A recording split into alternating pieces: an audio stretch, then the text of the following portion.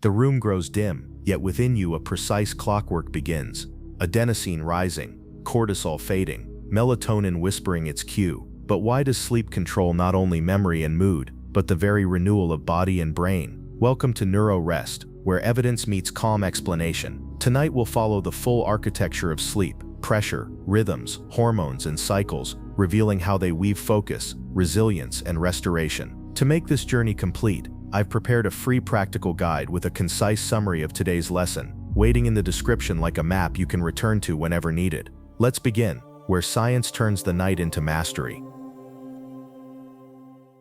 Sleep is one of the most complex and fascinating behaviors the brain engages in. At night, as your eyelids grow heavy and your body gradually sinks into stillness, vast networks of neurons begin to orchestrate rhythms that no laboratory instrument could ever fully capture in a single signal. The science of sleep tells us that this nightly state is not simply the absence of wakefulness, but rather an active and dynamic process shaping nearly every organ system. Imagine walking through a forest at dusk. The visible world dims, but subtle sounds grow clearer. The rustle of leaves, the shift in the air. Sleep mirrors this. As external engagement decreases, internal activity becomes more pronounced. Electrical patterns in the brain cycle through bursts and lulls, guiding the body into phases of rest that serve very different purposes. Without these oscillations, learning falters, immunity weakens, and emotional balance erodes. Sleep matters because it is inseparable from life itself, from insects that pause their movements in rhythmic intervals to mammals with elaborate dream phases. Nearly every studied species displays some form of recurring rest. For humans, the consequences of disrupted sleep are both immediate and long-term. A single night of poor rest can dull reaction times and cloud decision-making. Chronic disruption, on the other hand, correlates with higher vulnerability to metabolic imbalance, cardiovascular strain, and impaired mood regulation. Why does sleep carry such weight? One way to approach this question is to recognize that sleep is not optional for the nervous system. Wakefulness creates a buildup of need, a kind of pressure that only sleep can release. This pressure is partly chemical, driven by molecules accumulating in the brain the longer you stay awake. But there is also a rhythmic component, an internal timekeeper aligning you to the external day. These twin forces, the homeostatic drive for sleep and the circadian rhythm, ensure that no matter how much you will yourself to remain alert, the body eventually insists on rest. Consider the imagery of a pendulum. On one side lies wakefulness, active, alert, energetically costly. On the other side lies sleep, restorative, consolidating, energetically efficient. The swing of this pendulum is not free-floating, but guided by deep biological anchors. These anchors determine not just when you sleep, but how deeply, and with what quality of dreams. The significance of sleep extends beyond biology into human experience. Throughout history, cultures have viewed sleep as a portal, whether to divine messages, to healing, or to vulnerability. Modern neuroscience reframes these interpretations, yet the sense of mystery remains. What happens in those silent hours is not simply a biological reset, it is an active transformation, in which memories are restructured, immune defenses reinforced, and emotional states recalibrated. Importantly, sleep is not uniform across the night. It unfolds in cycles, alternating between phases of slow, deep rest and phases of vivid, dream-rich activity. Each phase contributes uniquely. Some support learning and memory, others clear metabolic byproducts from the brain. Together, they weave a tapestry that maintains your ability to think, move, and feel coherently when morning arrives. This understanding reshapes how we view daily life. Instead of treating sleep as an obstacle to productivity, we can see it as productivity's foundation. Alertness, motivation, focus, and resilience all emerge from the quality of rest beneath them. Neglecting sleep is less like cutting corners, and more like quietly dismantling the structure you depend upon. Of course, there are limits to what we can control. Stress, irregular schedules, and environmental light often pull us away from natural patterns, yet by appreciating why sleep is essential, we begin to notice leverage points. Light exposure, meal timing, body temperature, and even breath can be tuned to align with the nervous system's natural needs. These adjustments do not override biology, but instead allow it to unfold with less friction. As you reflect on your own nights, you might notice patterns: evenings of racing thoughts, mornings of sluggish heaviness, or rare mornings when you wake clear and calm. These experiences are not random. They are the lived consequences of how well the pendulum has swung through its nightly arc. The beauty of sleep science is that it offers explanations without stripping away wonder. To know that your brain is consolidating learning, that your immune system is calibrating its defenses, that your emotions are quietly rebalanced, these facts deepen, rather than diminish, the mystery of waking refreshed.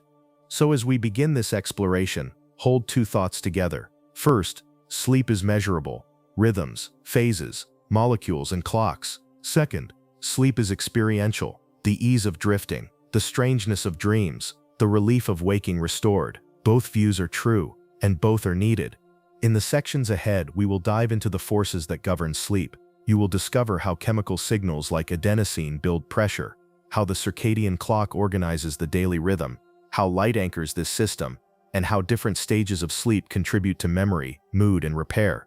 Each layer adds depth, but together they form a clear message. Sleep is not a passive pause. It is active science at work within you. For now, let this be your starting point. Sleep matters because it is the foundation upon which every waking action rests.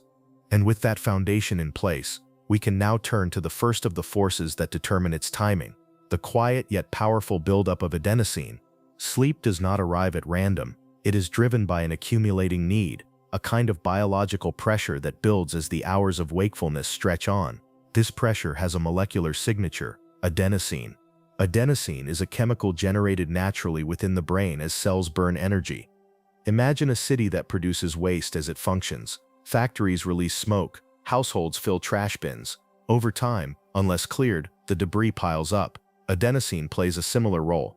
With each moment you remain awake, neurons consume fuel, and adenosine slowly collects in the spaces between them. Its rising presence sends a signal not of danger but of necessity. The longer you stay awake, the more your nervous system insists on rest. This signal is powerful because it binds to specialized docking points on brain cells, receptors tuned to detect its presence. When adenosine attaches, those cells alter their activity, reducing arousal and pushing the brain toward drowsiness. It is not the strength of each molecule that matters, but their cumulative weight. Over many hours, the tide of adenosine grows stronger, eventually tipping the balance towards sleep. This mechanism is part of what scientists call the sleep homeostat. It ensures that if you stay awake far longer than usual, the next sleep will contain more intensity, particularly in the deep slow wave phases that help clear adenosine and reset the system. Conversely, if you nap during the day, you reduce adenosine levels slightly, making it harder to fall asleep at your usual bedtime. In this way, adenosine functions as the ledger of wakefulness, recording time spent awake and demanding repayment in the currency of sleep. The experience of this system is familiar to anyone who has pulled an all-nighter. As dawn approaches, fatigue can become overwhelming. Yet paradoxically, many notice a second wind. Alertness returns, even though adenosine is still high. This apparent contradiction highlights that adenosine is not the only force shaping sleep. The circadian clock, a separate rhythm tied to light and darkness, can temporarily mask adenosine's pull, but the debt remains, and when the circadian drive for wakefulness fades, adenosine makes its presence felt with doubled strength. It is tempting to think of sleepiness as a vague feeling, but the adenosine system shows it has a concrete molecular basis. Researchers studying the brain find that when adenosine builds up, electrical patterns shift. Slow waves, large rolling patterns of brain activity become more pronounced. These slow waves help flush adenosine and other byproducts from neural tissue, allowing the brain to recover. The cycle is elegant. Wakefulness produces adenosine, which produces sleepiness. Sleep then clears adenosine, which restores wakefulness. One might ask, if adenosine is central, why not simply remove it artificially? This question leads to caffeine, a molecule whose popularity stems from its ability to block adenosine receptors. By occupying the same docking sites, caffeine prevents adenosine from signaling drowsiness. For a time, the brain feels more alert, but the adenosine is still there, waiting. Once the caffeine wears off, the backlog of molecules rushes to bind, and the crash sets in. We will explore this paradox more in the next section, but the key insight is that adenosine is not erased by wakefulness strategies. It can only be reset by sleep itself. The importance of this system is underscored by experiments with animals and humans deprived of sleep. In every case, adenosine continues to accumulate, the brain becomes less efficient, decision-making falters, and the drive to sleep becomes nearly irresistible. Attempts to resist are temporary, because biology eventually overrides willpower. In fact, when adenosine levels become too high, the brain can force brief lapses into unconsciousness, known as microsleeps, even if you are trying to stay awake. These moments reveal how deeply adenosine governs the boundary between wake and rest. This chemistry also shapes subjective experience. The heaviness of eyelids, the fog of thought, the irresistible pull of the pillow, all reflect the rising tide of adenosine. It is not a vague metaphor, but a real neurochemical pressing for restoration. Recognizing this can help reframe frustration with fatigue. Tiredness is not weakness of character. It is the voice of biology reminding you that balance must be restored. At the same time, the adenosine system has limits. It does not explain why some nights, despite being tired, sleep refuses to arrive. That puzzle belongs to the circadian system, the second force guiding rest. Adenosine says you need sleep, but the circadian clock says when sleep is permitted. The interplay between these two forces, pressure and timing, shapes the architecture of every night's rest. As you reflect on your own days, consider how adenosine silently accumulates with each decision to stay awake. Each hour of wakefulness is written into the brain's ledger. The only eraser is sleep itself, especially its deepest stages. By listening to the signals of drowsiness, you honor the chemistry of your nervous system. By ignoring them, you accrue a debt that must eventually be paid.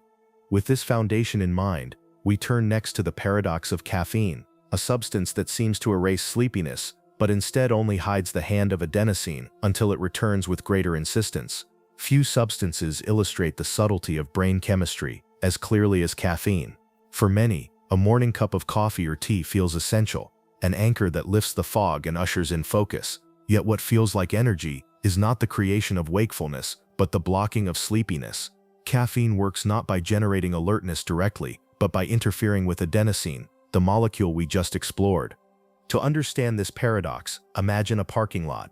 Each space represents an adenosine receptor, a docking site on a neuron where adenosine normally binds.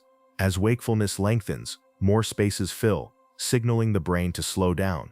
Caffeine enters this lot and occupies the spaces, but unlike adenosine, it does not trigger the drowsy signal. Instead, it sits there inertly, preventing adenosine from doing its job. The result is an artificial clearing of the lot. The brain perceives less adenosine signaling than actually exists, and the subjective experience is alertness. This effect explains both the attraction and the downside of caffeine. On one hand, blocking adenosine gives a temporary reprieve, allowing attention to sharpen and fatigue to recede. On the other, the molecules of adenosine remain in circulation, waiting. When caffeine detaches, often hours later, the receptors are suddenly free, and adenosine binds with greater force. This rebound contributes to what people call a caffeine crash, a sudden heaviness, a sharp reminder of the sleep pressure that never truly disappeared. The paradox deepens when we consider timing. Consuming caffeine late in the day delays the recognition of adenosine by the brain. Even if you feel awake, the buildup continues in the background. When bedtime arrives, receptors may still be blocked, masking the body's true state. Sleep then comes later, and often more fragmented.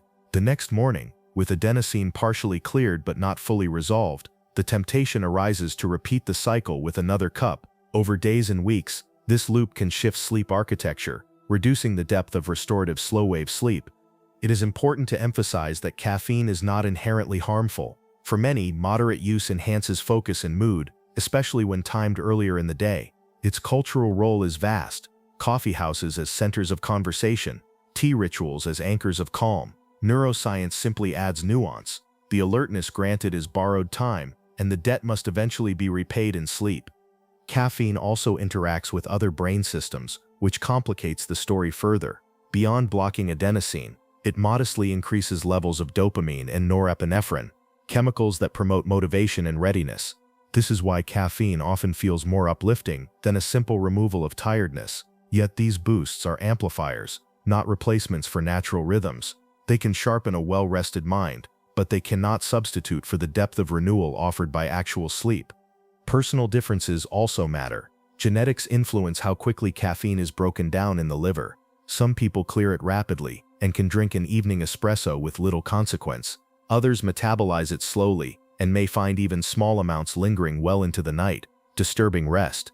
Recognizing one's own sensitivity is part of aligning daily habits with biology. From a reflective standpoint, Caffeine embodies the broader theme of modern life. We often seek shortcuts to override natural signals. The nervous system, however, keeps its own record. What is masked will later reappear, sometimes with stronger insistence. A balanced approach is to use caffeine strategically, in harmony with light exposure and activity, rather than as a perpetual shield against sleepiness. Consider, then, the paradox once more. Caffeine makes you feel more awake, not because it erases adenosine, but because it silences the receptors that would otherwise announce its presence. The true state of the brain remains, hidden but persistent. When the effect fades, the voice of adenosine returns, often louder than before. This understanding prepares us to shift focus. If adenosine defines the pressure for sleep, and caffeine merely masks it, what determines the rhythm of when that pressure is acted upon?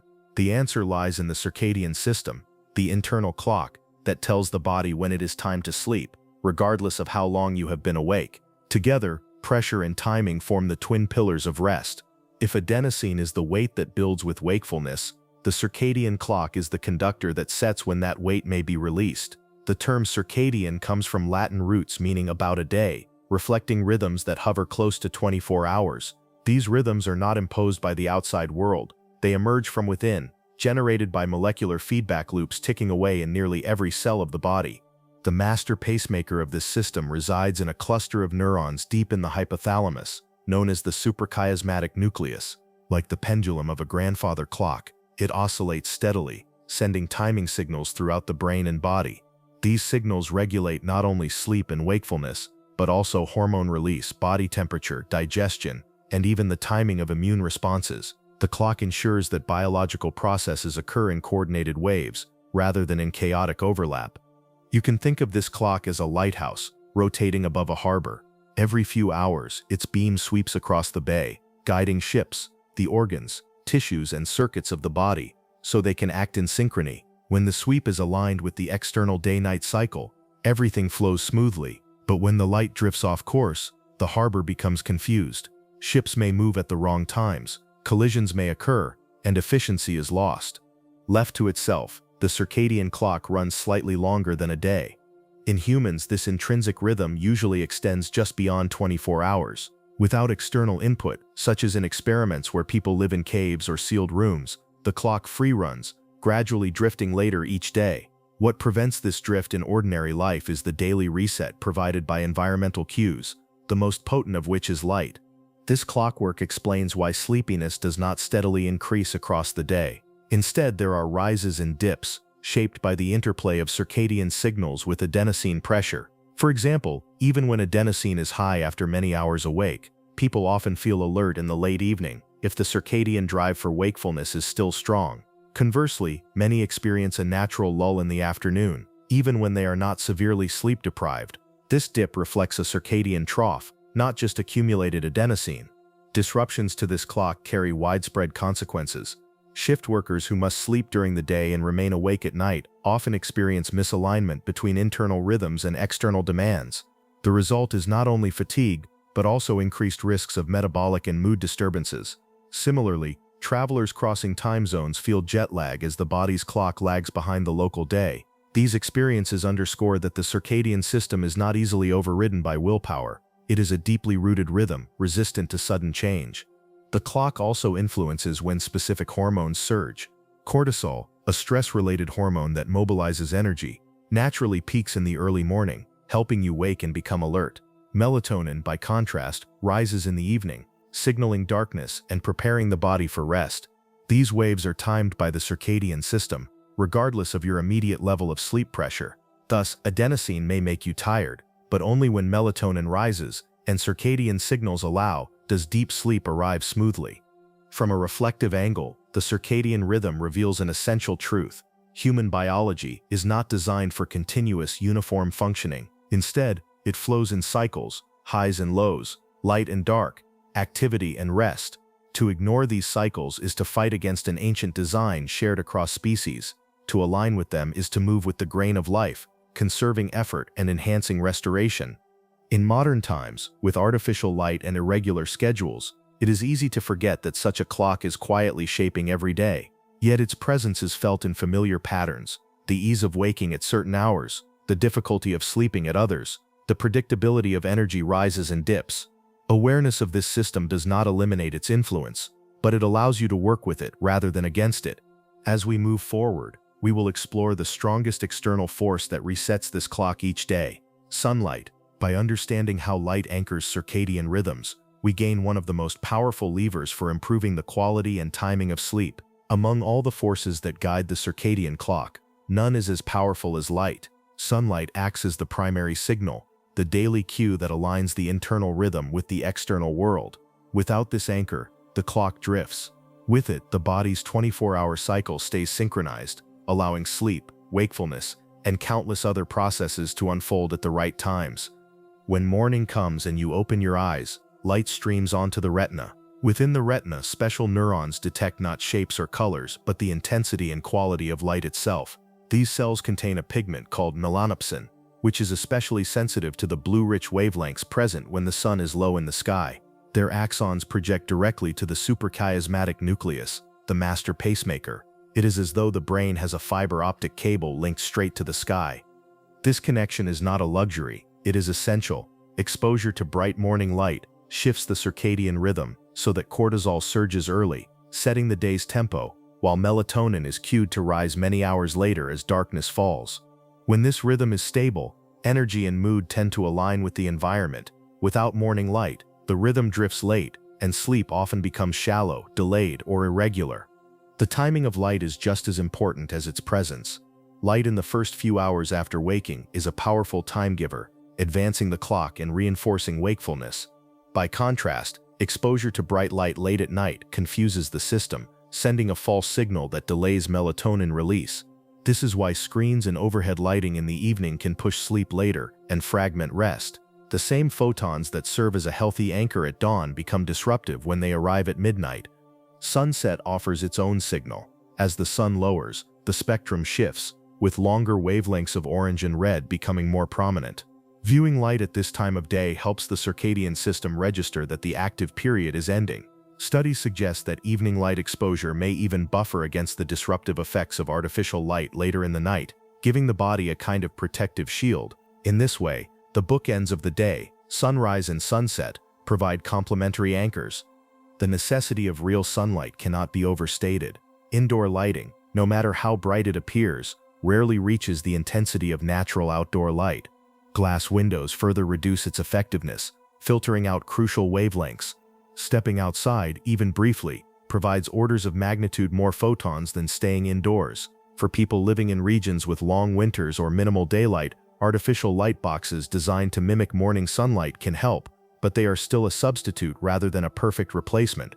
On a more reflective note, light reminds us that human biology is tied to the planet's rotation. The rising and setting of the sun is one of the most ancient signals any organism can detect. By aligning with it, you connect your internal clock to the external cosmos. This alignment is not mystical but biological. Neurons in your retina reading the sky and whispering to your brain when to be alert and when to yield to rest. Practical implications follow naturally. If you step outside within an hour of waking, even for a few minutes, you help anchor your circadian rhythm. If you view the colors of sunset, you reinforce the system's sense of day's end. And if you dim artificial lights at night, especially those overhead, you avoid sending contradictory signals. Each of these behaviors supports the clock in doing what it has done for millennia, keeping the body's rhythm steady. This understanding sets the stage for our next exploration. Sunlight resets the clock each day, but what exactly happens inside the body when that signal is received? The answer lies in hormones, beginning with the sharp pulse of cortisol that greets the morning. Each morning, often before you are fully aware of it, your body experiences a surge of cortisol. This hormone, released by the adrenal glands, is not simply a marker of stress. In the context of circadian rhythm, it is a carefully timed signal that ushers in wakefulness. Imagine standing at the shoreline as the tide turns. The water begins to rise, carrying small shells and grains of sand with it. Cortisol functions in a similar way, lifting the body out of the inertia of sleep and preparing it for action. Levels rise quickly upon waking, mobilizing glucose, increasing blood pressure slightly, and enhancing alertness. This coordinated surge is sometimes called the cortisol awakening response. Cortisol works hand in hand with other wake-promoting molecules, such as adrenaline. Together they increase heart rate, prime muscles for movement, and prepare the brain for cognitive demands. Rather than a jolt, this is more like a gradual flooding of the system, ensuring that when you rise from bed, you can meet the day with both energy and focus. The timing of this surge is crucial. When cortisol peaks early in the waking period, it sets a countdown for other events later in the day, most notably the release of melatonin at night. This is why exposure to morning light is so important. Photons entering the eyes reinforce the natural cortisol rhythm, ensuring that melatonin arrives on schedule in the evening. If cortisol surges too late in the day, the rhythm shifts, often leading to delayed sleep onset and nighttime restlessness. Disrupted cortisol rhythms are associated with a variety of problems. People whose cortisol peaks occur in the evening rather than the morning often struggle with anxiety, difficulty falling asleep, and unstable energy. Shift workers, for example, may experience cortisol spikes at biologically unusual times, which can erode mood and cognition.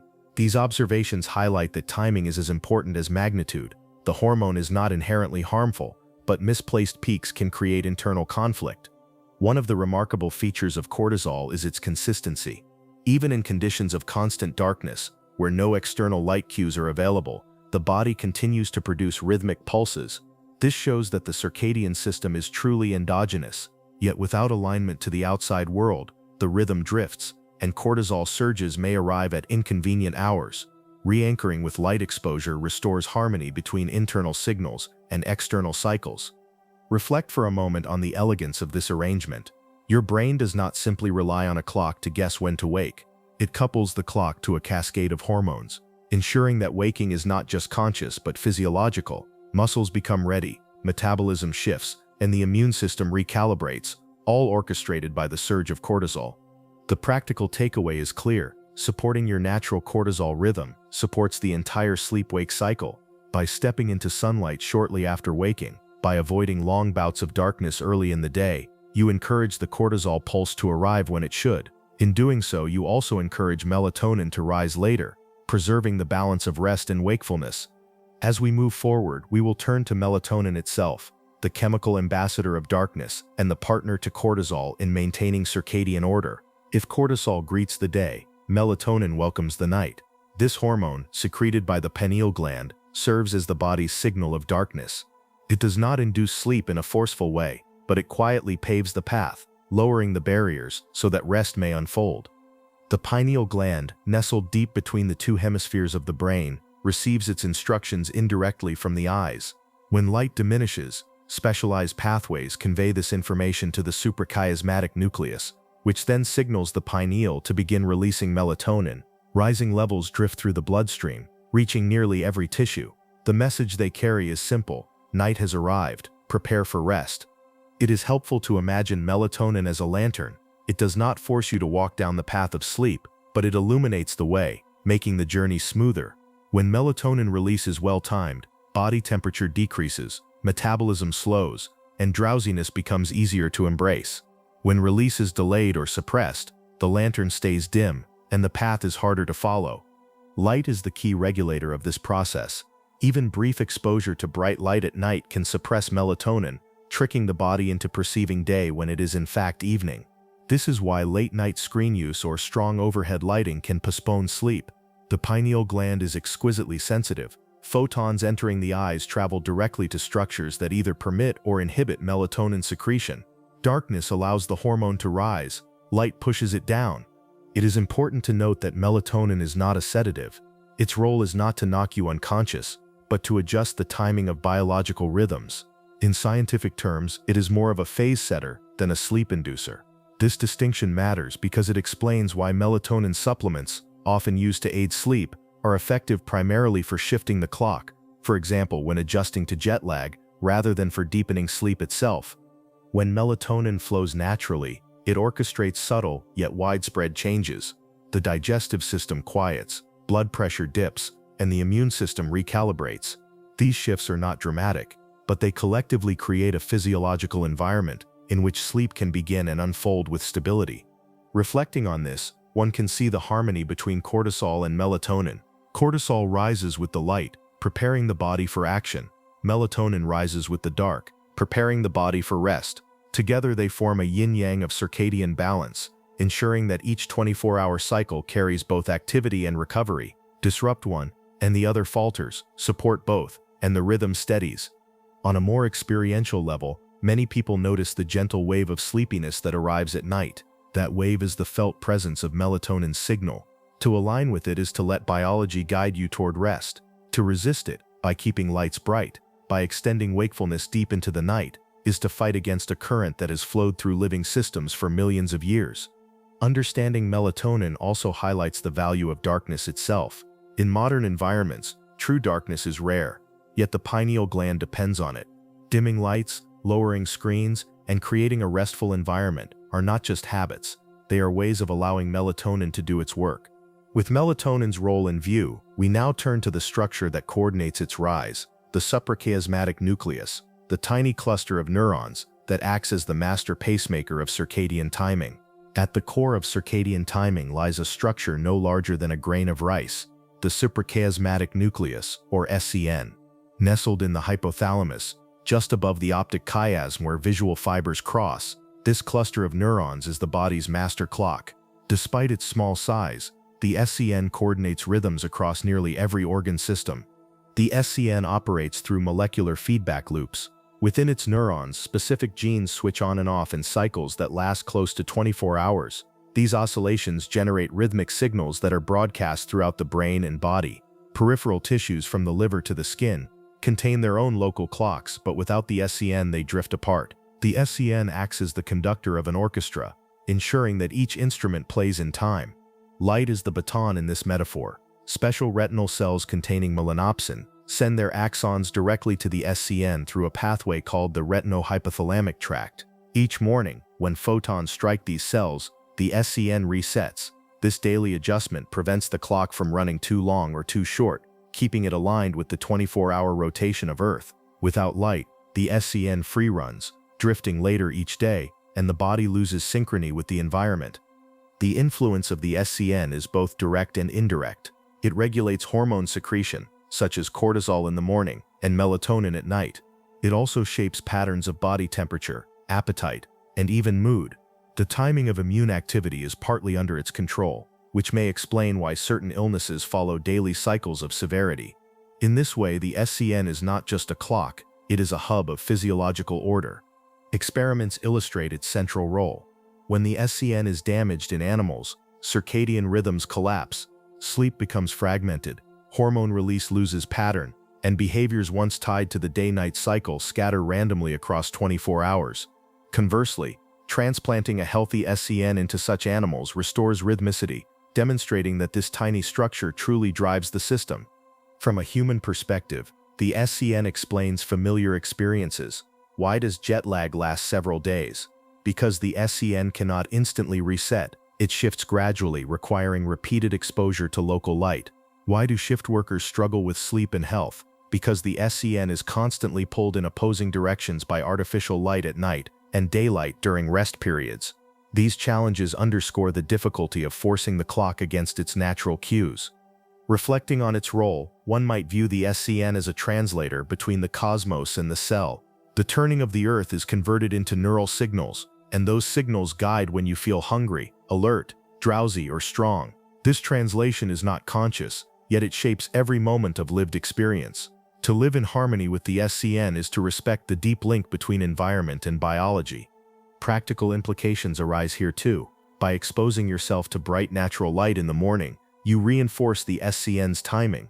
By dimming lights at night, you avoid confusing its signals. And by maintaining regular sleep and wake times, you reduce strain on this master pacemaker. Small habits can thus support a system that quietly organizes the body each day. With the SCN understood, we can now examine one of its vulnerabilities, the way sensitivity to light changes across the day, and why nighttime exposure to artificial light can so powerfully disrupt the rhythm. The circadian system is not equally sensitive to light at all hours. During the day, when sunlight is abundant, the retina requires strong input to shift the clock. At night, however, the same neurons become far more responsive. This heightened sensitivity means that even a small amount of artificial light can alter the body's timing. Imagine your circadian clock as a finely tuned instrument. In the morning, it needs a strong strike of the mallet, bright outdoor light, to reset. By evening, The instrument is so resonant that a light tap, a lamp, a phone screen can shift its tone. This shift matters because it delays the natural rise of melatonin and pushes sleep further into the night. Late-night light exposure does more than delay sleep. It also alters brain chemistry. Research shows that light at night can suppress dopamine activity in mood-related circuits. This may explain why people who habitually use bright screens in the late hours often report irritability or low mood the next day. The effect is not catastrophic after one night, but when repeated over time, it can erode both rest quality and emotional balance. The retina's anatomy helps explain this vulnerability. The melanopsin-containing cells that send timing signals are most concentrated in the lower half of the retina, which views the upper visual field. This design likely evolved to detect overhead sunlight.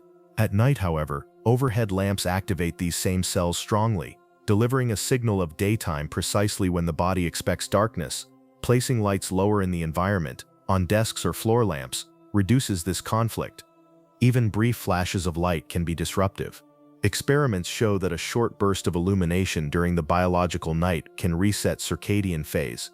This explains why waking to check a phone can make it harder to fall back asleep. The message to the SCN is clear: morning has come, even if the clock reads midnight. It is striking to recognize how modern life has inverted natural patterns. For most of human history, evenings were dark, punctuated only by firelight. Today, homes glow brightly long after sunset, and portable devices deliver intense blue-rich light directly into the eyes. The circadian system, tuned to firelight and starlight, now faces a barrage of signals it was never designed to interpret. From a reflective stance, this sensitivity reveals the fragility of alignment between body and environment. We are creatures of rhythm, but the rhythm can be pulled off course by something as simple as an LED. This fragility is not a flaw, it is an evolutionary trade-off. The same sensitivity that allows the body to adjust swiftly to seasonal changes also makes it vulnerable to artificial cues. Practical adjustments follow naturally, lowering brightness in the evening, shifting bulbs toward warmer tones, and keeping screens dim all reduce unwanted signals. Some people choose to use blue-blocking filters late at night, which can be helpful, though they are not a substitute for reducing overall brightness. The most powerful step is to contrast evenings of dim light with mornings of strong outdoor light, giving the SCN a clear signal of when the day begins and when it ends. This contrast sets the stage for our next topic, the protective role of sunset. While nightlight can disrupt, viewing natural light in the late afternoon or evening can actually buffer the circadian system, making it more resilient against artificial intrusion. As the day draws to a close, the sun offers a second gift to the circadian system. Just as morning light anchors the beginning of the rhythm, evening light helps signal its end. This signal, viewed around sunset, provides a form of protection, buffering the system against the disruptive effects of artificial light later at night. When the sun lowers toward the horizon, the spectrum of light shifts, blue wavelengths diminish, and longer red and orange wavelengths dominate. The melanopsin-containing cells in the retina respond differently to this change, conveying to the suprachiasmatic nucleus that the day is ending. In effect, the nervous system receives a message: prepare for night, but be resilient to stray light. This is more than metaphor. Studies show that people who regularly view natural light in the late afternoon or evening experience less suppression of melatonin from artificial light exposure later that night. The sunset signal appears to prime the circadian system, making it less vulnerable. You might think of it as giving the clock a gentle shield, reinforcing its sense of timing. The implications are practical. Stepping outside in the late afternoon, even for a few minutes, may stabilize your internal rhythm. Viewing the sky as it shifts toward dusk strengthens the distinction between day and night. If circumstances prevent this, even indirect exposure, light filtering through windows can provide some benefit, though direct outdoor light remains most effective. This principle also explains why spending entire days indoors under constant artificial light feels destabilizing. Without the contrast of bright mornings and warm evenings, the circadian system receives blurred signals. By restoring this contrast, you sharpen the body's ability to know when to be awake and when to rest. On a reflective note, sunset viewing connects biology with experience. The act of watching the sky change color is not only calming, but also physiologically meaningful. Across cultures and eras, humans have been drawn to sunsets, often imbuing them with symbolism. Modern neuroscience suggests that this attraction may have roots in physiology. Our nervous systems are tuned to notice and use this signal. It is worth emphasizing that the protective effect of sunset does not eliminate the harm of bright artificial light at midnight, it merely softens it.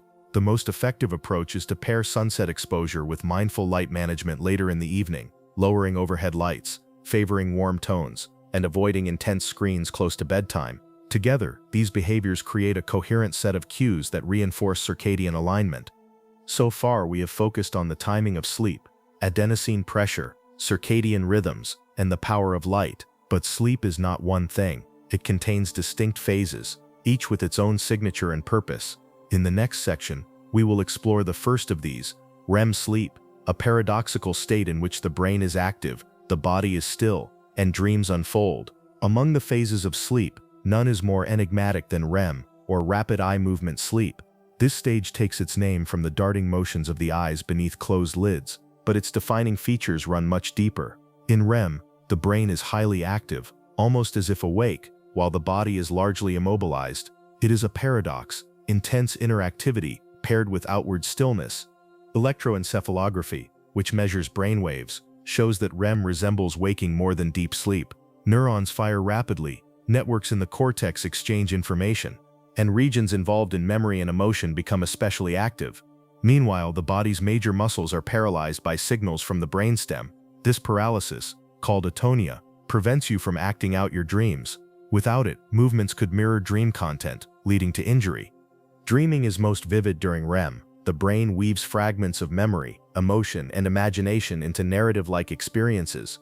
These dreams often carry strong emotional tones, fear, joy, curiosity, confusion, and are thought to play a role in processing feelings. Studies suggest that REM may help integrate emotional experiences, allowing the nervous system to recalibrate after the challenges of the day. REM also contributes to learning and memory. When people practice a new skill or study new information, they often show increased REM sleep later that night. During REM, neural circuits replay patterns of activity, consolidating knowledge. This process does not simply store facts but integrates them, linking new experiences with older ones. In this way, REM is not only about remembering, but also about making sense of what has been learned. The role of REM in development is striking. Infants spend far more time in REM than adults, suggesting that it supports the rapid growth and wiring of the young brain. As we age, the proportion of REM declines, though it never disappears. This trajectory underscores REM's importance in building and refining neural circuits. On the subjective side, REM highlights the strangeness of consciousness. While dreaming, you often accept the improbable as real, only to recognize its absurdity upon waking. This suspension of disbelief may serve a function. By exploring scenarios unconstrained by logic, the brain can test emotional responses and creative solutions.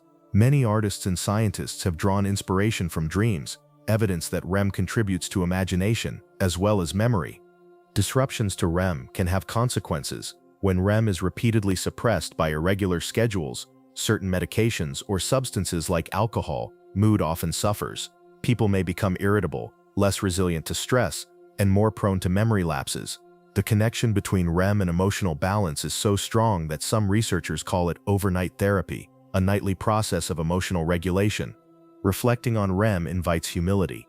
Each night, your brain generates entire worlds, rich with sensation and story, while your body lies still. These worlds are not random. They are shaped by memory traces, emotional residues, and the brain's need to integrate experience. Yet they remain mysterious, defying complete explanation. REM reminds us that rest is not a passive void but an active theater of the mind. Practically, REM tends to occur more in the second half of the night. This means that cutting sleep short often sacrifices the bulk of REM, depriving the brain of its integrative functions. Recognizing this pattern encourages prioritizing sufficient sleep duration, not just falling asleep quickly. Having explored REM, we turn next to its counterpart, deep sleep, where REM is active and dream-filled. Deep sleep is slow, silent, and restorative, a time when the brain clears, the body repairs, and the foundation of alertness is rebuilt. If REM sleep is the dream-filled theater of the night, deep sleep is its silent sanctuary. This phase, also known as slow-wave sleep, is marked by large, slow electrical oscillations sweeping across the brain. During deep sleep, the body reaches its lowest levels of heart rate, breathing, and metabolic activity. Outwardly, little seems to happen. Inwardly, essential work is underway. One of the most important functions of deep sleep is restoration. Neurons that have been active throughout the day reduce their firing, entering long stretches of coordinated silence, followed by synchronized bursts. These slow waves are thought to allow recovery of cellular energy and to rebalance chemical gradients across membranes. Put simply, deep sleep gives the brain a chance to reset at a fundamental level. Another role is clearance. Research shows that during deep sleep, channels between brain cells widen, allowing cerebrospinal fluid to wash through tissue more effectively. This process helps remove metabolic byproducts, including proteins that, if allowed to accumulate, are linked to neurodegenerative diseases. The image is that of a nightly cleansing, where waste built up during wakefulness is flushed away. Deep sleep also supports memory. While REM integrates emotional and creative aspects of experience, deep sleep stabilizes facts and skills. Patterns of activity recorded during the day are replayed at slower tempos, strengthening synaptic connections. This replay transforms fragile traces into more durable memories. A lesson studied in the evening is more likely to be recalled the next morning if deep sleep has been sufficient. The immune system benefits as well. During slow-wave sleep, immune cells become more active, and signals that promote inflammation are regulated. This calibration supports the body's ability to defend against infection while preventing excessive responses. Tissue repair is also enhanced, with growth-related hormones peaking in this phase. Thus, deep sleep acts as a foundation for physical resilience. From a developmental perspective, deep sleep is abundant in childhood, when growth and learning are rapid. With age, the proportion of deep sleep decreases, which may contribute to the lighter, more fragmented sleep often reported by older adults. Though this decline is natural, it highlights how deeply tied deep sleep is to vitality. The subjective experience of deep sleep is its absence. Unlike dreams, which leave fragments of memory, deep sleep feels like nothing at all. You enter, time passes, and you awaken with little sense of what occurred. Yet the absence itself is telling. Consciousness recedes so fully that the brain can devote itself entirely to restoration. When deep sleep is curtailed by stress, irregular hours, or environmental disruption, the effects are noticeable. Fatigue, irritability, and difficulty concentrating often follow. Unlike REM deprivation, which tends to affect mood and emotional regulation, deep sleep deprivation primarily undermines alertness and physical recovery. Both are vital, but in different ways. Reflecting on deep sleep, one might think of it as the still water beneath the surface of daily waves. REM dances above, full of movement and narrative, but deep sleep holds the quiet depths where true repair occurs. This alternation between activity and silence is part of the wisdom of sleep itself. No single stage suffices, only the cycle provides wholeness. Practically, deep sleep is most abundant in the first half of the night. This means that delaying bedtime can reduce the amount of slow-wave rest, even if total hours in bed are unchanged. Protecting the early part of the night, when deep sleep naturally predominates, is therefore a powerful way to support both body and mind. With deep sleep in view, we can now turn to the rhythm that binds REM and deep sleep together, the sleep cycle. This cycling between phases across the night creates the architecture of rest, a pattern as structured as it is essential. Sleep is not a single descent into rest, but a journey through repeating cycles. Each night, the brain moves rhythmically between stages of non-REM and REM sleep, creating an architecture that balances restoration with integration. Understanding this cycle reveals why both the quantity and timing of sleep matter. The cycle begins with lighter stages of non-REM sleep. As drowsiness deepens, brain waves slow, muscles relax, and consciousness drifts. From here, the sleeper enters the slow-wave stages of deep sleep. These are the periods of profound restoration, when energy is replenished and neural waste is cleared. After a time, the brain ascends, reactivating networks until it crosses into REM sleep, the paradoxical phase of vivid dreams and high neural activity. This sequence, from light sleep to deep sleep to REM, repeats multiple times each night. Early cycles tend to feature longer bouts of deep slow-wave sleep. Later cycles shift toward longer periods of REM. In this way, the night tilts gradually from restoration toward integration, from bodily repair toward emotional and cognitive processing. By morning, the balance is complete, provided the cycles have been allowed to unfold. The rhythm of these cycles is remarkably consistent across individuals, though the exact duration varies slightly. Infants cycle more rapidly, spending greater proportions of the night in REM. Adults cycle more steadily, with each round lasting roughly the same length, though age, health, and environment influence the details.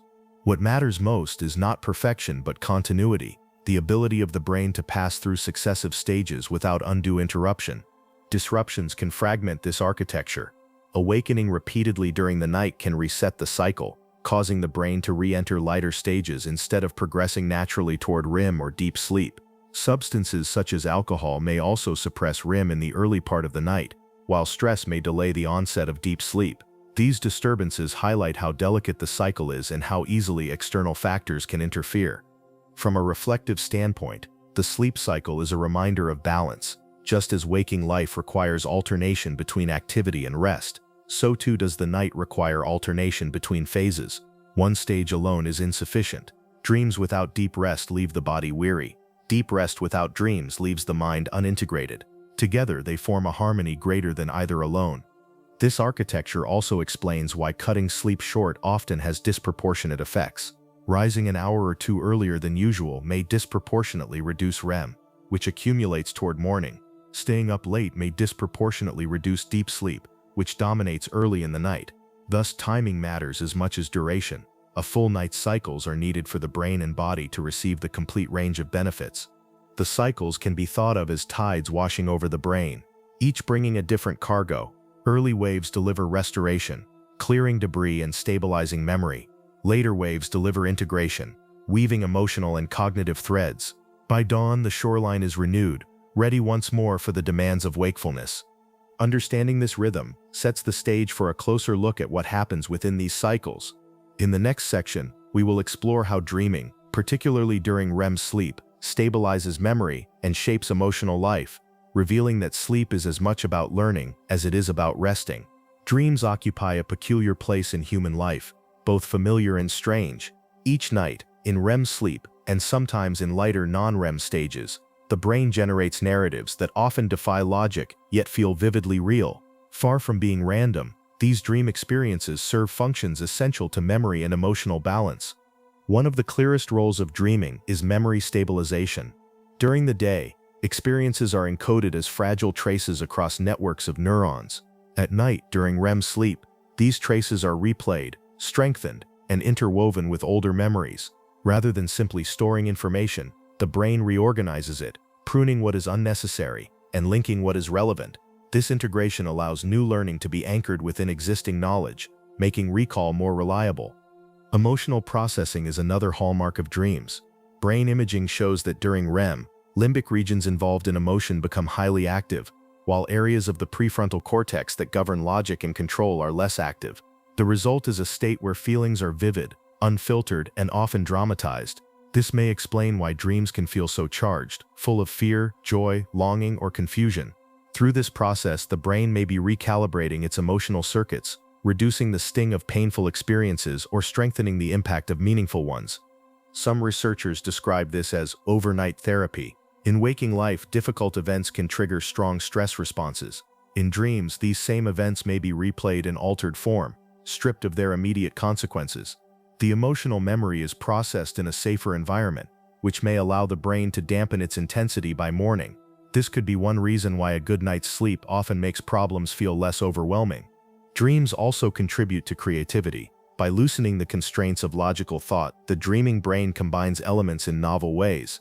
Many artists, writers, and scientists have reported insights or inspirations emerging from dreams. This creative function may be a byproduct of the same processes that integrate memories. By reshuffling neural connections, the brain stumbles upon new combinations, some of which prove valuable upon waking. It is important to note that not all dreams are pleasant. Nightmares, often linked to stress or trauma, can disrupt sleep and amplify distress. Yet even these may serve a role. By repeatedly confronting threatening scenarios in a safe offline environment, the brain may be attempting to reduce their power. Still, when nightmares become chronic, they can interfere with rest and require careful attention. From a reflective stance, dreaming reveals how the brain is never idle. Even in the quiet of night, it is rehearsing, rebalancing, and imagining. The bizarre logic of dreams may seem disconnected from daily life, yet beneath the surface they are deeply tied to survival, preparing memory, stabilizing mood, and opening pathways to creativity. The practical implication is straightforward. By protecting the continuity of REM sleep, you protect the brain's ability to process experience. This means not only allowing enough time for sleep, but also minimizing factors that fragment it: late caffeine, irregular light exposure, or excessive stress. Doing so grants the brain the space it needs to tell its nightly stories that ultimately support waking life. Having considered dreams and memory, we now turn to the body. Sleep is not just about the mind. During its deeper phases, tissues are repaired, immunity is reinforced, and the body regains the balance needed to meet the coming day. While much attention is given to the mind's activity during sleep, the body also depends on these nightly hours for repair. In fact, some of the most essential restorative processes occur not in dreams but in the quiet depths of non-REM sleep, especially the slow wave stages. During these phases, growth-related hormones rise. These signals promote tissue renewal, muscle recovery, and bone maintenance. For children and adolescents, this supports physical development. For adults, it maintains cellular integrity, helping the body withstand daily wear and tear. Without sufficient deep sleep, healing slows, and recovery from exertion is delayed. The immune system is also recalibrated during sleep. Cells that patrol for pathogens increase their activity, while inflammatory signals are carefully balanced. This dual action strengthens defenses against infection while preventing excessive immune responses that can harm the body. Studies consistently show that people who are sleep-deprived are more vulnerable to illness, underscoring the link between nightly rest and immune resilience.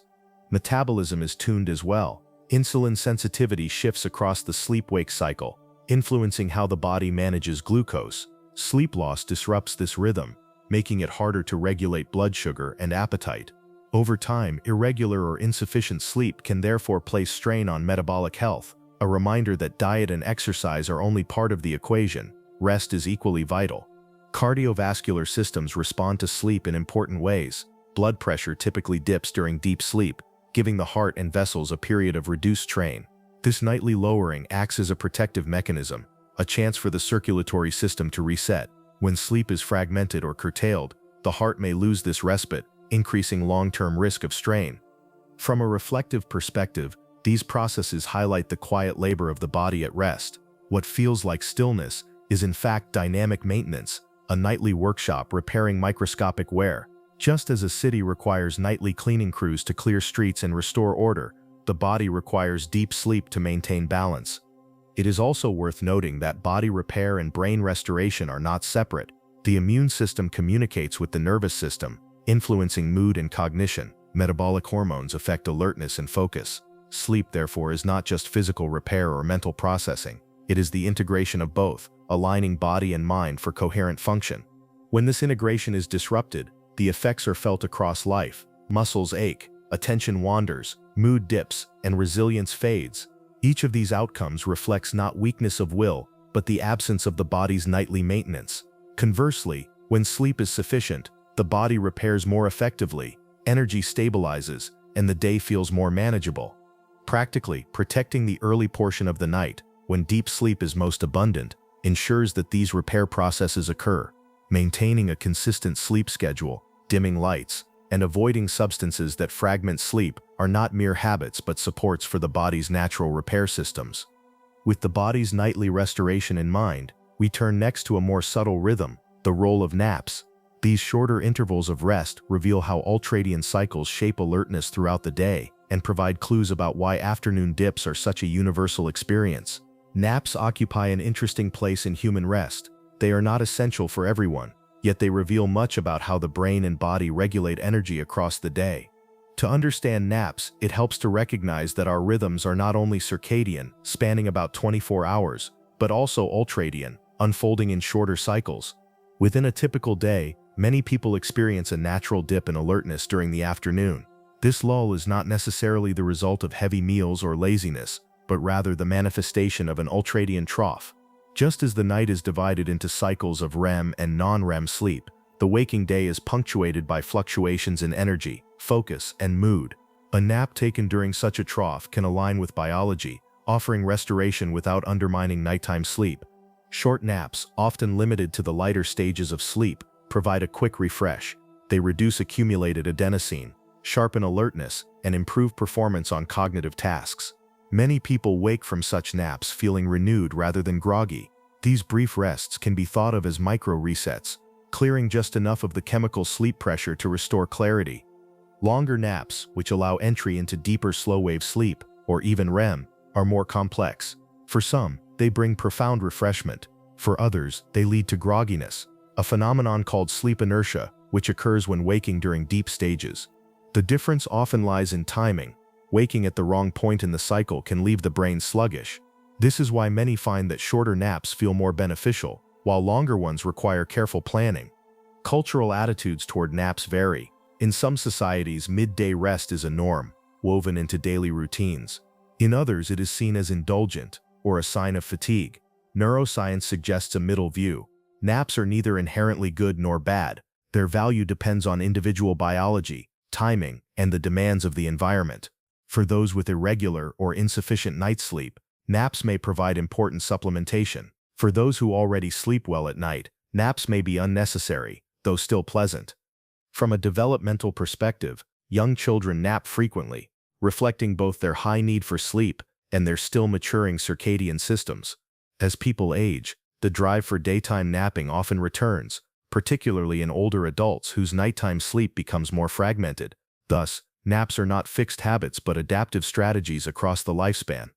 Reflecting on naps offers a broader lesson. Human rest is flexible. While the circadian rhythm provides the overarching structure, ultradian rhythms shape the finer grain of alertness. By paying attention to these smaller waves, moments of sharp focus, followed by dips, we can align activities with natural cycles. Sometimes that means pushing through with gentle movement or exposure to light. Other times, it means honoring the signal with a brief rest. The practical takeaway is that naps can be allies if used wisely. Keeping them relatively short helps avoid grogginess. Placing them earlier in the day reduces interference with nighttime sleep. And recognizing them not as weakness, but as biology allows for a more compassionate relationship with the rhythms of energy. From naps, we can now turn to a related but distinct phenomenon: non-sleep deep rest. Unlike naps, which involve genuine sleep, this state of deliberate relaxation mimics some of sleep's benefits while preserving wakefulness, offering another tool for restoring balance during the day. Non-sleep deep rest, sometimes abbreviated as NSDR, refers to states of deliberate calm in which the body and mind mimic aspects of sleep while remaining technically awake. Practices such as yoga nidra or guided body scans fall into this category. Though distinct from true sleep, these states provide measurable benefits and can be especially useful when sleep itself is difficult to access. At the physiological level, NSDR shifts the balance of the autonomic nervous system. Breathing slows, heart rate decreases, and parasympathetic activity rises. This pattern is similar to what occurs in the transition into non-REM sleep. Muscles release tension, and brain activity shifts towards slower rhythms, though without the full disconnection from the environment that defines sleep. In this way, NSDR creates a bridge between wakefulness and rest. For the brain, these states can serve as a reset. Research suggests that short periods of NSDR improve subsequent focus and learning. Neurochemical systems involved in motivation and movement, such as dopamine circuits in the striatum, appear to recalibrate. This explains why people often emerge from a 20-minute guided rest with renewed clarity, even if they never actually fell asleep. NSDR also helps with stress regulation. By emphasizing long exhales, body scanning, or visualization, these practices teach the nervous system how to disengage from persistent arousal. Over time, this training makes it easier to transition into sleep at night. In this sense, NSDR functions not only as immediate relief, but also as rehearsal, an exercise in learning how to let go. Unlike naps, which reduce adenosine by entering true sleep, NSDR does not directly clear the chemical pressure of wakefulness. Its effects are more about restoring balance in the stress response system and providing partial refreshment. This distinction matters. If you are severely sleep deprived, only genuine sleep can repay that debt. But if you are mentally fatigued or anxious, NSDR can bring meaningful relief and prepare the ground for eventual sleep. From a reflective perspective, NSDR illustrates that rest is not a binary. It is not simply awake or asleep. Between those poles lies a spectrum of states, each with unique benefits. Cultivating access to this spectrum can change one's relationship with fatigue. Instead of fighting for sleep in moments when it refuses to come, one can choose guided rest, knowing that the nervous system will still benefit. Practically, NSDR can be incorporated during afternoon slumps, after intense focus, or in the evening as a wind-down ritual. It requires no special equipment, just a quiet space and willingness to be guided by audio or memory. Even 10 minutes can make a difference, and regular practice can strengthen the nervous system's ability to downshift. In a broader sense, NSDR reflects the principle that the body has many entry points for rest. Light exposure, breath patterns, posture, and internal imagery all send signals to the nervous system. By learning to use them deliberately, you gain tools beyond willpower to regulate states of mind. From here, we will examine why rest is sometimes elusive. If NSDR teaches us how to ease into calm, why can it feel so much harder to force sleep itself? The answer lies in the asymmetry between wake drive and rest, a fundamental imbalance in how the nervous system grants and withholds control. Anyone who has lain awake at night knows the paradox. You can will yourself to stay awake, but you cannot will yourself to fall asleep. This asymmetry between wakefulness and rest arises from the architecture of the nervous system itself. The machinery that sustains alertness is robust. Networks in the brainstem and hypothalamus release excitatory chemicals that increase arousal, elevate heart rate, and sharpen focus. These systems can be deliberately engaged by movement, light exposure, or stimulation. In contrast, the systems that enable sleep are not directly under voluntary control. They depend on conditions being met: sufficient adenosine pressure, circadian alignment, and reduced environmental disruption. When these conditions fail, sleep resists, no matter how much it is desired. This imbalance explains why many people find it easy to extend wakefulness through light, caffeine, or activity, yet difficult to induce rest on command. The nervous system is biased toward survival through alertness. Sleep is permitted only when the right signals align. Stress compounds the difficulty. The autonomic nervous system has two branches: sympathetic, associated with arousal, and parasympathetic, associated with calm. When stress keeps the sympathetic branch active, the body remains in a state of vigilance, heart rate stays elevated, muscles remain tense, and thoughts race. In this state, sleep cannot simply be forced by will. Trying harder often worsens the problem, as effort itself recruits more arousal. The asymmetry also has evolutionary roots. Remaining awake in the face of threat could save a life.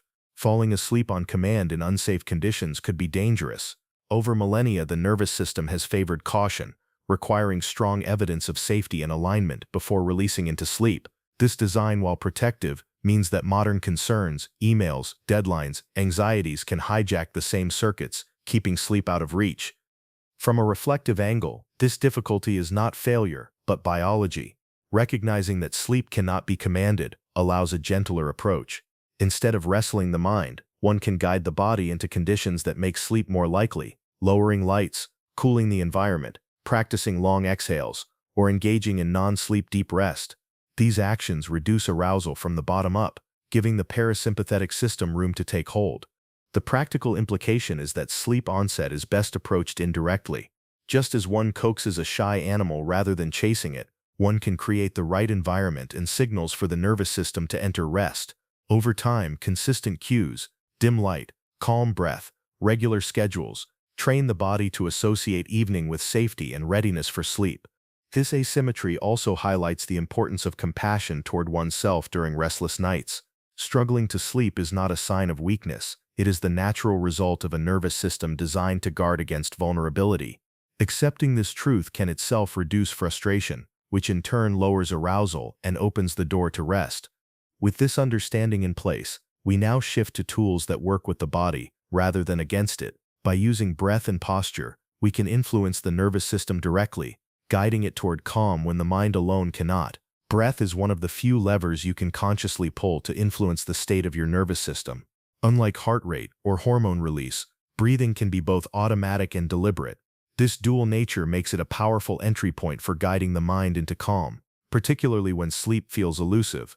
When you inhale deeply, the diaphragm contracts, and pressure shifts within the chest. These changes subtly accelerate the heart and activate sympathetic or arousing pathways.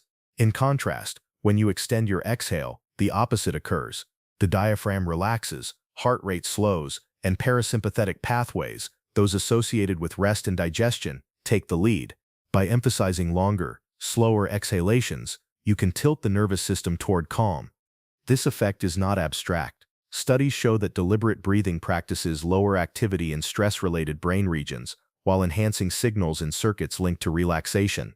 The rhythm of breath creates a rhythm in neural firing, in training the brain towards slower, steadier patterns. It is as if each exhale whispers to the body, release, let go, sink. Body position adds another layer. Lying flat on the back with arms relaxed by the sides can reduce muscular effort, signaling to the nervous system that vigilance is unnecessary. A body scan, shifting attention from head to toe, noticing tension, and allowing it to ease further reinforces this message. These cues accumulate, gradually shifting the balance from sympathetic arousal to parasympathetic rest. Guided practices such as progressive relaxation or yoga nidra combine breath and body awareness into structured routines. They provide scaffolding for those who struggle to quiet the mind on their own. Over time, repetition builds familiarity, so the body begins to associate these cues with safety and ease, lowering the threshold for sleep onset. Importantly, these techniques do not guarantee immediate sleep. Their function is preparatory. They create the physiological landscape in which sleep can naturally arise. Trying to force sleep is counterproductive, but guiding breath and body provides an indirect route, lowering barriers without demand. From a reflective perspective, this approach reframes control. Rather than battling the mind, you collaborate with the body. Each breath becomes a gentle negotiation with the nervous system, offering calm rather than commanding it. Over time, this practice can shift not only nights but also days, reducing reactivity and enhancing resilience. Practically, even a few minutes of slow, exhale-focused breathing can ease transitions into rest. Practicing during the day builds skill, making it easier to access when stress is high at night. Paired with dim light and a quiet environment, breath and body cues become reliable allies in aligning physiology with the need for sleep.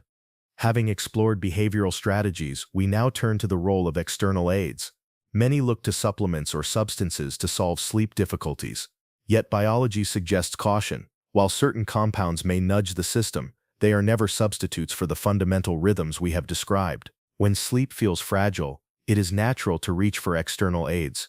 Shelves are lined with supplements and remedies that promise deeper rest. Yet neuroscience reminds us that the foundations of sleep lie in biology: light exposure, timing, adenosine clearance, circadian alignment, and the balance of arousal. Supplements may nudge these systems, but they cannot replace them. Take melatonin as an example. As discussed earlier, this hormone is the body's signal of darkness.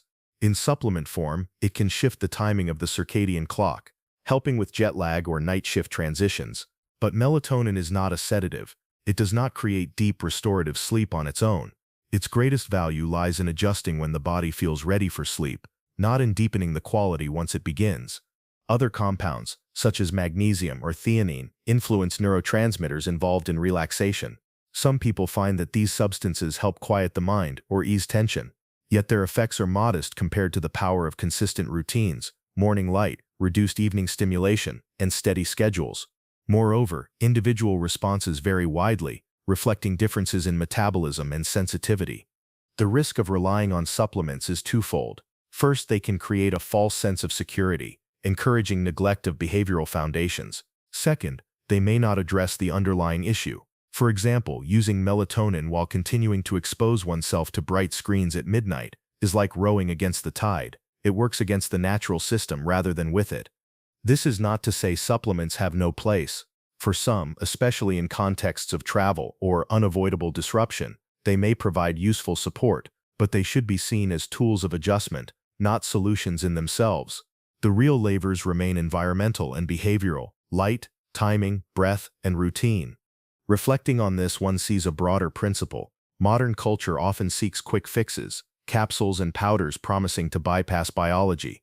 Yet the nervous system operates by rhythms that cannot be overridden without cost.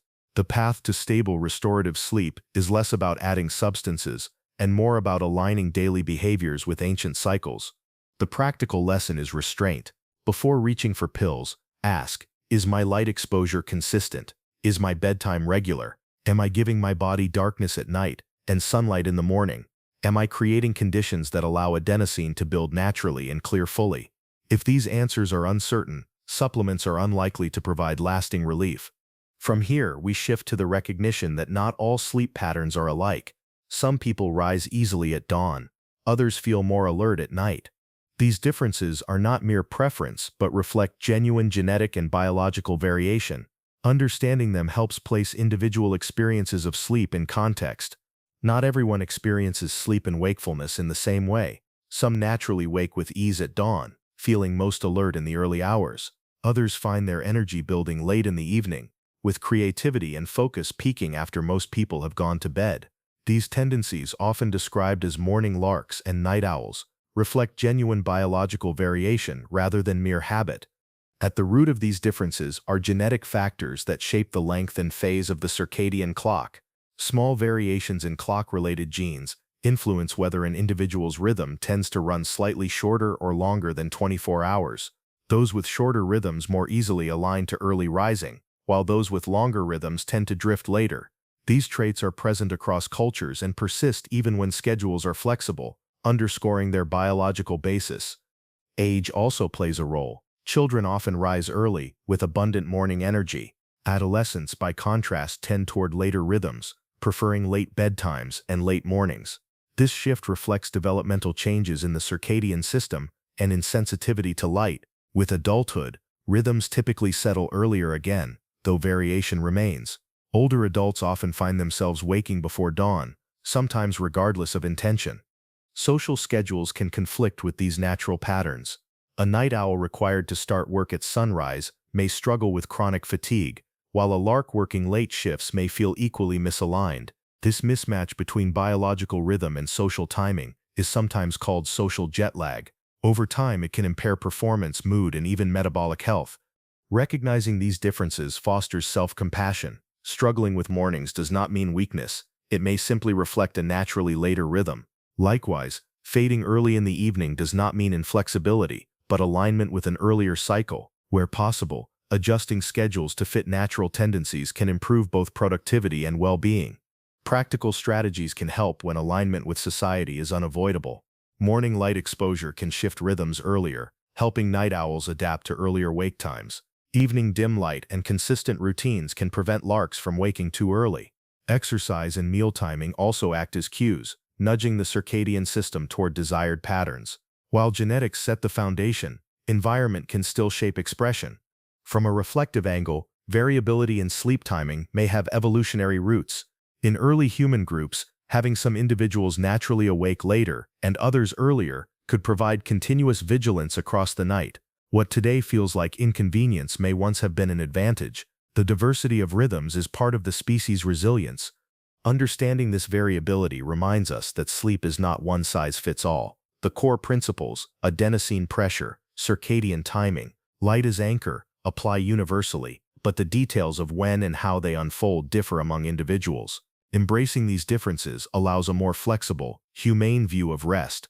With this recognition, we arrive at the final stage of our exploration. Having examined chemistry, clocks, light, cycles, and variability, we can now integrate these insights into a set of principles. The closing section will bring these threads together, offering a calm reflection on how to align rhythms for energy, clarity, and rest. We have traveled through many layers of sleep science: adenosine pressure, circadian timing, light's anchoring role, the dance of cortisol and melatonin, the mysteries of REM, and the sanctuary of deep sleep. Now it is time to gather these threads into a coherent whole. At the most basic level, two forces govern rest: the buildup of sleep pressure and the timing of the circadian clock. Adenosine records hours spent awake, whispering when the body needs restoration. The circadian system, tuned to light and darkness, decides when that need may be fulfilled. Together, they create the nightly rhythm that allows wakefulness and rest to alternate smoothly. The architecture of sleep itself is layered.